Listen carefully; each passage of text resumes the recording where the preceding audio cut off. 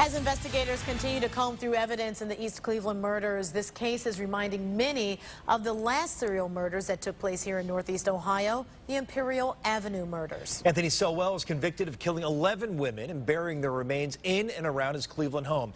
But some of the women he was convicted of assaulting escaped. News Channel 5's Dave Arnold spoke to one of those survivors about the attack and how she escaped.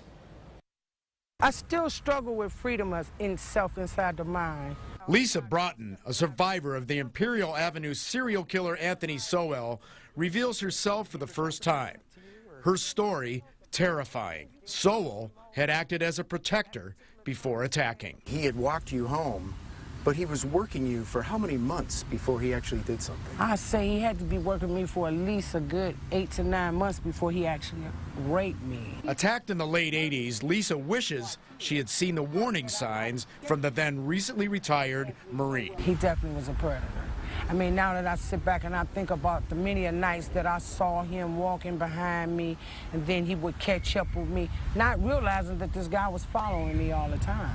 Anthony was real polite, you know, he had just got out the service, so you never would have thought he was the type of guy that would actually kill or rape. For Lisa, the recent East Cleveland murders bring back nightmares of how close to the hands of death she was at just 22. His whole personality changed, the look in his eyes, everything.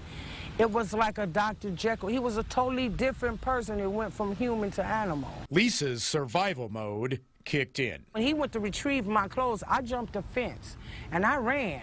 I didn't have on anything but socks and shoes at the moment. I ran across Euclid Avenue with nothing but socks and shoes, but I knew I was at the point either I run to save my life or I stay there and die. Only God's grace kept me alive, and I sometimes wonder why he kept me alive. Are you convinced there are more? I'm convinced there are a whole lot more. I'm convinced there's more survivors out there, too, that just haven't came forward. On your side in Cuyahoga County, Dave Arnold, News Channel 5.